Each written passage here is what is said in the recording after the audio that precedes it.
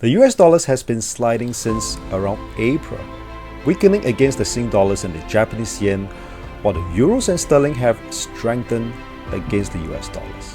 Besides the Fed potentially cutting interest rates soon, what are the other key reasons behind the weak performance of the US dollars?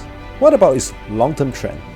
Will it continue to weaken further, or is a rebound into strength expected?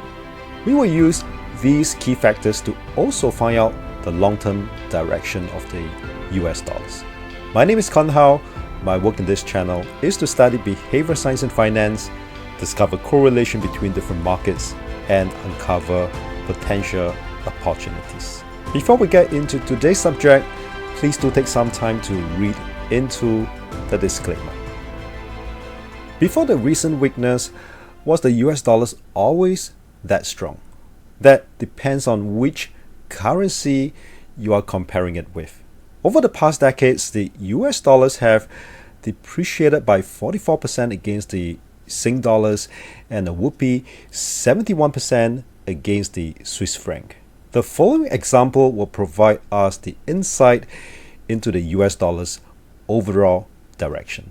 The key reason why the US dollars has been so weak against the Swiss franc over the past decade: debt.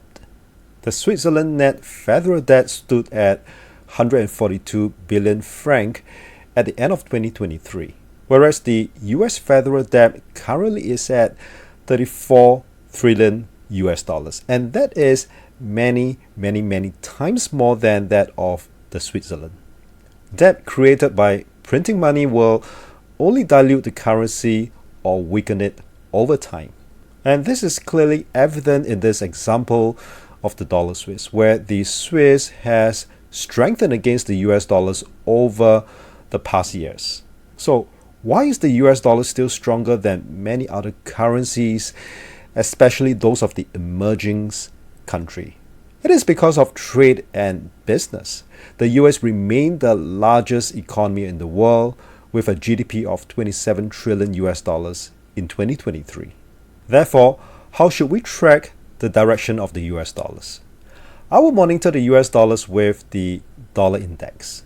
It measures the value of the US dollars relative to a basket of 6 major currencies: the euros, the Japanese yen, the British pound, the Canadian dollars, the krona, and the Swiss franc. It serves as a benchmark for the dollar's global strength. But it seems to be meeting resistance here in 2022. If we use all these crucial points from 1985, 2001, and 2002 and project downwards, 2022 has formed another crucial point, indicating that the dollar index or the US dollars is on this downward trajectory. Based on these studies, my strategy is to sell into the US dollar strength when opportunities arise. As long as the US debt continues to rise each year, the risk of a declining dollar increases. Keep monitoring the US economic growth, its stock markets, its bond prices, and its debt level, because they are all priced in US dollars.